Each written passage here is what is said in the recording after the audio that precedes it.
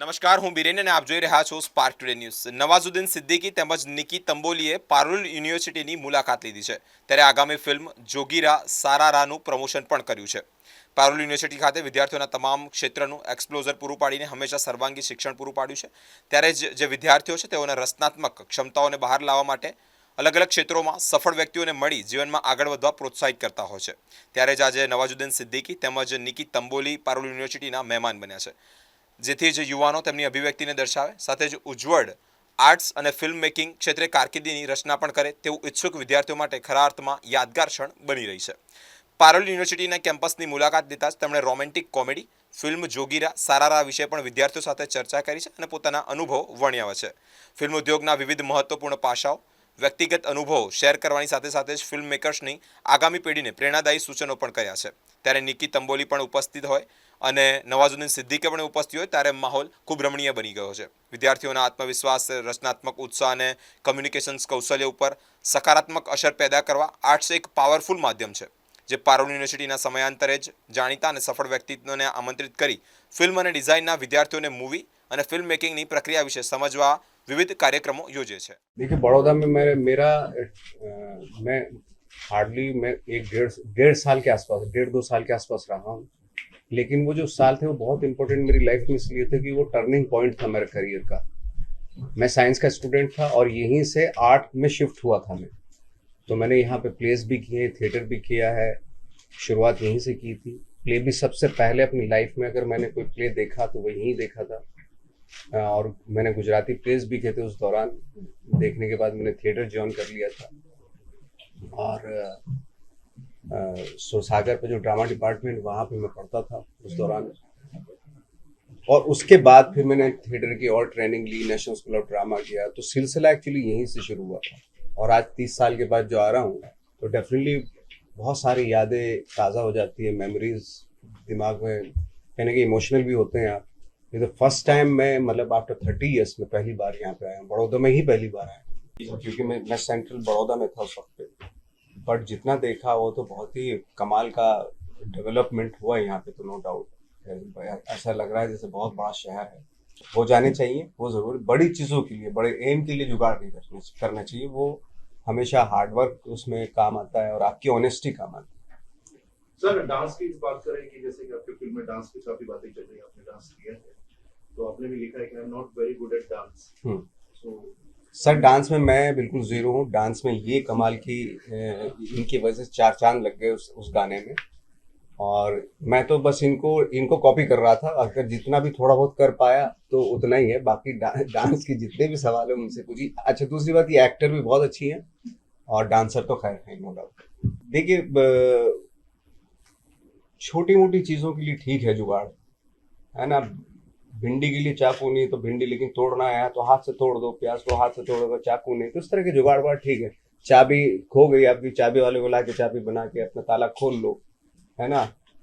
Paste जो है जिससे दांत साफ करते हैं, अगर वो थोड़ा कम रहेगा उसको तोड़ लो, उसमें से उल्टी तरीके से वो जगह से मतलब पेस्ट निकाल लो. तो इतने जुगाड़ ठीक है, लेकिन ज्यादा रातों रात जुगाड़ करके अमीर बनना, ये आई थिंक मेरे थॉट से बाहर है बिल्कुल भी.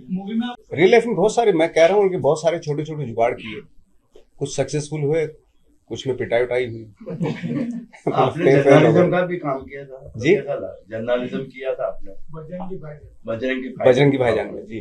तो आपको क्या, मैंने पीपली लाइव में भी जर्नलिस्ट का काम किया था. अच्छा, क्योंकि बहुत बड़ी रिस्पॉन्सिबिलिटी होती है एक जर्नलिस्ट पे. सच्चाई को सामने लाने वाली जो एक रिस्पॉन्सिबिलिटी होती है, अगर वो उस वक्त स्पेशली अगर आप पीपली लाइव देखेंगे, उसका गिल्ट यही होता है कि जो देख रहा है वो लिख नहीं सकता या उसकी रिपोर्टिंग नहीं कर सकता. तो ये एक मुझे एक एलिमेंट जर्नलिज्म में लगता है, क्योंकि उनके ऊपर बहुत कुछ डिपेंड होता है. बहुत एक कहते हैं ना, फोर्थ पिलर है डेमोक्रेसी का, फोर्थ पिलर है. तो बहुत बड़ी रिस्पॉन्सिबिलिटी होती है. बहुत छोटा मोटा काम नहीं, बहुत बड़ा काम है जर्नलिस्ट का. सर, आपने जैसे बताया कि जुगाड़ की बात हो, और आपकी जो रियल लाइफ जो स्ट्रगल है उस पर बायोपिक बने, ऐसा लगता है आपको? नहीं सर, इस लायक नहीं हुआ. मैंने थोड़ी 10 साल का मेमोर लिखने की कोशिश की, उसी में मेरा हालत खराब हो गई थी. तो मैं आगे कुछ अभी फिलहाल ऐसे कुछ कारनामे अभी मैंने नहीं किए, क्योंकि अभी बहुत जिंदगी पड़ी है, और देखते हैं जब कभी कुछ। आई डोंट थिंक सो कि मैं दोबारा मेरे को कोई बायोपिक या मैं खुद लिखूं ऑटोबायोग्राफी, वो मैं बिल्कुल भी मेंटली प्रिपेयर नहीं हूँ, ना रहूंगा कभी। अगर कोई ऐसा सब्जेक्ट आता तो डेफिनेटली करूंगा। मुझे क्योंकि पर्सनली बहुत प्यार है गुजरात से, गुजरात की लैंग्वेज से, और गुजरातियों से, क्योंकि उस वक्त मेरे बहुत सारे दोस्त थे जो आज भी हैं। फिल्म को लेके कितना एक्साइटमेंट? जी, फिल्म को लेके कितना एक्साइटमेंट है? एक्साइटमेंट है, लेकिन थोड़ा सा वो है, मैं तो रिक्वेस्ट करना चाहता हूँ, क्योंकि लोग सिनेमा हॉल में जा नहीं रहे हैं। मैं सिर्फ एक ही बात कहना चाहता हूँ कि हम जो एक्टर बने सिनेमा हॉल में फिल्में देख के बने, क्योंकि उसमें ज्यादा समझ में आता है। आप एक्टर के क्लोज उसके दिमाग तक में चले जाते हैं, उसके दिल तक में चले जाते हैं। छोटी चीजों से, जो छोटा स्क्रीन है या मोबाइल है, उसमें आपको इंफॉर्मेशन मिलेगी, स्टोरी का पता चलेगा, लेकिन जो जज्बात होते हैं एक्टर के, जो उसमें नहीं जा पाते अगर आप छोटी स्क्रीन पर। अगर मैं जितने भी हिंदुस्तान में अगर कोई भी एक्टर बनना चाहता है या सिनेमा से उसको लगाव है, शौक है, तो वो पहले आदत डाले बड़े स्क्रीन पे फिल्म देखने की।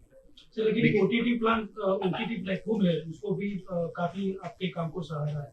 वो छोटी स्क्रीन सर मैंने सिर्फ एक ही सीरीज की थी, सेक्रेड गेम्स, उसके बाद कोई सीरीज नहीं की। लेकिन वो सबसे बड़ी काफी हाँ, वो लकीली वो बहुत ओके, उसमें मेहनत इससे बहुत ही जेन्युइनली मेहनत की थी, बहुत ही ऑनेस्टी के साथ उसकी स्क्रिप्ट लिखी गई थी। और मेरे अलावा जितने भी उसमें बड़े बड़े लाइक अनुराग कश्यप, विक्रम मोटवानी, ये लोग थे, जिसके पीछे उनका एक बहुत 2-3 साल का रिसर्च वर्क था, तो उनका भी बहुत बड़ा कंट्रीब्यूशन। टेम्परेट तो हर एक्टर का होना चाहिए, कोई भी हो चाहे, क्योंकि वो अपना अगर उसका बेस्ट निकालना है तो उसको बहुत जरूरी है, उसको वो रेस्पेक्ट, वो पैम्पर करना, क्योंकि स्टार या मतलब जो एक्टर होता है वो बच्चे की तरह होता है। आप उसकी अगर झूठी तारीफ भी कर लोगे ना, तो वो सचमुच मान के उससे अच्छी परफॉर्मेंस दे सकता है। तो ये एक तरीका है परफॉर्मेंस निकलवाने का किसी भी डायरेक्टर का है। आपने काफी सारे वैरायटी ऑफ रोल्स किए हैं, तो ऐसा कोई ड्रीम रोल है जो आप करना चाहते हैं? दोनों के लिए सवाल है, अगर आप कोई ड्रीम रोल, अक्सर एक एक्टर का